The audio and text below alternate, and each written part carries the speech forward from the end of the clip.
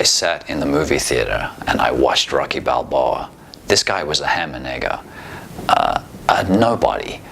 He was going to go toe-to-toe with the heavyweight champion of the world. How could he possibly do it? Apollo Creed was taunting him, making fun of him. He was so sure of himself and really cocky. It was pissing me off. And then finally, Rocky hits him with a left hook. I loved it. It felt so good. The audience stood up in the movie theater and so did I. Because I knew it wasn't Apollo Creed that he was beating. It was every douchebag in primary school that beat me up. Rocky did something that I wanted to do, but could never do. After the movie, I sat in the theater transfixed. And then, who's that? Hey, how you doing? Rocky? Absolutely. Holy crap, you're here? Yeah. Listen, I gotta tell you something. No, don't you want anything? I mean, I can get you some orange juice. I can get you some cupcakes. I know you like them. How about some raw eggs? No eggs. Listen to me. I'm here to tell you now that you've met me that you can do anything in your life that you want to do, so long as you got the spiritual and physical abilities, you know. And if you don't have them, go get them, you know. You know, I was always beat up at school too, just like you was. I mean, look at me, I'm not a big deal. With a name like Sylvester, we always got beat up, you know. Wait, we?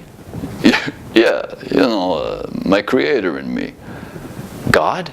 No, Sylvester Stallone, ain't that right, Sly? This is true. Listen, Jim. I created my character, Rocky. Rocky, I'm glad I created you.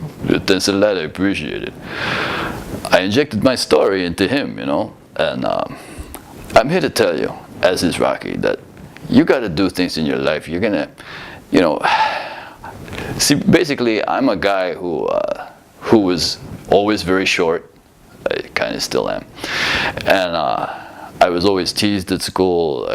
No one thought I could make it. But I'm here to tell you that if you don't, you're going to take beatings from life, you know, not beatings like you did in primary school from those guys. I'm talking about life's beating. And every time life hits you, you got to get back up again. And then you got to get back up again and again and again.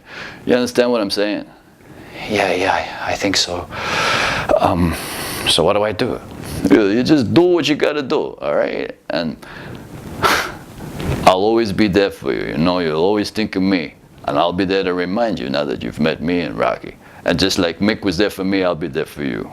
That's right, kid. Remember, when things are looking bad, you're gonna be a greasy, fast Italian tank, even though you're a Greek one. All right, listen to me, kid. I've seen it all. That's right. And don't be a slacker. Okay, I'll do that. I'll definitely. Thanks, guys. Yeah, no problem. It's okay. Yeah. All right, you know, I might go for those raw eggs. When I was 13 years old, I met my first superhero, my very first influence. His name was Bruce Lee. And he came to greet me. Hello, Mr. Jim. I was 13, so I was just a little guy. I had really pink lips. I was prettier than most of the girls in my class. I used to wear pink pants all the way up here. Hi, Bruce. Hello, Mr. Jim. I'm here to tell you that if you continue the way that you were in primary school into high school, it will be a lot worse. What should I do? The first thing you must do is, for the love of God, get a haircut. For the love of Buddha, get a haircut. You must also... Are you wearing lipstick? No, my lips are naturally this beautiful. Okay. Is there a reason you are wearing your pink pants all the way up to your nipples, therefore crushing your balls? I don't know. This is just how my mum makes me wear them. You need to take up a martial art. You need to do something like this so that you can develop confidence, so that you will develop discipline and courage. So you want me to be tough like a rock? No, not like a rock. You need to be like water. Now water can crash, it can go around the rock, it can go through the rock. Pour water into a cup, it becomes the cup. Pour water into a teapot, it becomes the teapot. Be like water, my friend. Okay, I'll do it. I knew what I wanted to be after that chat with Bruce. I knew more than ever that I wanted to be Chinese. So I took up the Japanese martial art of karate, taught to me by a Scottish man named Brian Mackey. Brian was tough, industrious, strong, yet gentle. He was the first person who encouraged me. He saw me doing push-ups. This was maybe my second class. I was supposed to do 10. I only did 5. And for the first time, I found somebody who encouraged me. All right, let's see what you're doing, lad. 5, you did 5, that's good. Don't worry about it. Soon you'll do 10, and before you know it, you'll be doing 15. And when I ask you to do 15, you'll do 20. And when you do 20, you'll find yourself doing 35 on your knuckles with a clap in between. That's right, lad. Don't worry about it. It's all about not where you are, but where you're going. You understand me, lad? You know what I'm saying? Yes. Now get down there, lad, and do some more. That's it. That's it. Brilliant. When I was 13 years old, just like every other 13-year-old, I had someone would always come up to greet me. Ladies and gentlemen, today, to support mature actresses in theatre, the part of Jimsden Italia will be played by Dame Judi Dench. Oh, I need you to go away. Yes, good luck with that. All right, here's the deal. You're uninvited and you have to go. Yes, well, I'm the ultimate uninvited guest. Look, you're a dick. Oh, indeed. Actually, you need to come up with a name for me. What are you talking about? Well, you can't have a complete stranger making a decision for you, now can you? All right, you need to go away. It's not going to happen because I assure you, you and I are going to be a couple for a very long time. We're going to have a very, very intimate relationship. And I assure you, I'm not going to go away. Oh, look at my teacher. Yes, she's beautiful, isn't she? Do it. Whip me out and beat me senseless. You're such a dick. Yes, I know. If there's one person that really influenced me to become an actor, it was when I saw a film with Al Pacino. This was a film called Dog Day Afternoon, and I saw him doing this stuff. Oh yeah? You gotta put your gun down.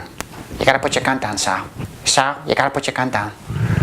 Can we have some pieces in here? I like some pieces. That'll be great. Attica! Attica! Attica! And then I met him. He came into my life. Oh, so you want to be an actor? You know, nobody does that fake acting anymore. There's a place you can go to for that stuff. New York City. That's where you need to be. Wow. So you really felt all those things that you did in the movie? I mean, that's what method acting is, right? Oh, yeah. No one does the fake shit anymore. Does Dustin Hoffman do what you do? I'll answer that. Of course I do. I mean, this is what you're supposed to do. You're supposed to feel the character. You're supposed to feel everything he's feeling. If he's feeling like shit, you should feel like shit. If your character eats shit, you should eat shit. If you're, it's just, you gotta, you gotta go into it. That's why I win Academy Awards all the time. You know who else does what I do? Robert De Niro. So, is that true? Mr. De Niro, you do the same thing? I don't like to talk much. Oh, it's okay. Talk to him. Tell him to go to New York. I really am finding this a little bit, I don't know, monotonous. I don't want to do it. Anyway, listen, just do what you got to do and just go to New York. What else do we got to tell him? Well, we're just trying to encourage him, that's all. We're trying to encourage him to go and leave here and go. That's right, do it, kid. You know you can. Are we done? I just want to thank all of you. It's our pleasure. Now go out there and do it. Absolutely. We'll be there. We'll be supporting you. Come and do what we did. I don't really care what you do. All right. I'm done with this. After I did stand-up for a few years, I started to realize how good it made me feel. And I met this character named, well, this is how he came to greet me after every show. I felt so good. Hello, mate. Remember me? You remember me, right? Yeah. I'm Euphoria, mate. Can you imagine all the beautiful endorphins swimming through our bloody veins right now? It feels good because you know what happens, mate, is you feel good, it makes me feel good, and then you make all of them feel good, and they in turn make you feel good, and we all feel good. It's good, isn't it? You know what? But you know what's great about this, mate? The way you feel. See, it's even better than sex. Because like sex, it's over, right? And then after however long you last, like after 10 minutes, you want to go, nice, mate. I've lasted longer than 10 minutes. Oh no, it's actually been rather quick most of the time. Shut up! No, stop arguing. It feels good. You don't have to prove yourself to me, mate. I'm Euphoria. So that's what I'm saying, mate. It just goes on and on. Make people feel good and you'll feel good. We'll all feel good. Because I like feeling good. Because it feels good. Sometimes things don't go the way you want them to go. And you become upset with yourself. And I had all these big dreams and they weren't all coming true. And that's when I met him. Hello. How are you? I'm disillusioned. Oh, you thought that when you got into comedy that you'd make it and all you would need is to be funny. That's hilarious. Doesn't quite work that way, does it? It's all about politics. That's the beautiful thing about politics, isn't it? It's not just reserved for politicians. Bloody shame, really. I got depressed when John Lennon died. But there he was. He came to meet me. So I know you're feeling a little bad right now, but that's not a big deal. You know, we all feel bad and we all don't like ourselves like you're not liking yourself now. I mean, I went through that and I know you don't have the confidence at the moment, but eventually you'll all get it back. But what you do is you use this energy that you got, even if it's negative, and you turn it into poetry, you turn it into a song, you turn it into whatever you want and make it positive. That's all the Beatles did when we were together. Isn't that right, Paul? Yes, that's absolutely right. That's what we did. We just, would find things that in a song, sometimes you'd find things like yesterday that was very depressing, but I wrote a song about it, and even George. Yes, that's right. I did the same thing. I wanted to write something, but I really didn't know what I wanted to write. I wanted to write something, really. What about you, Ringo?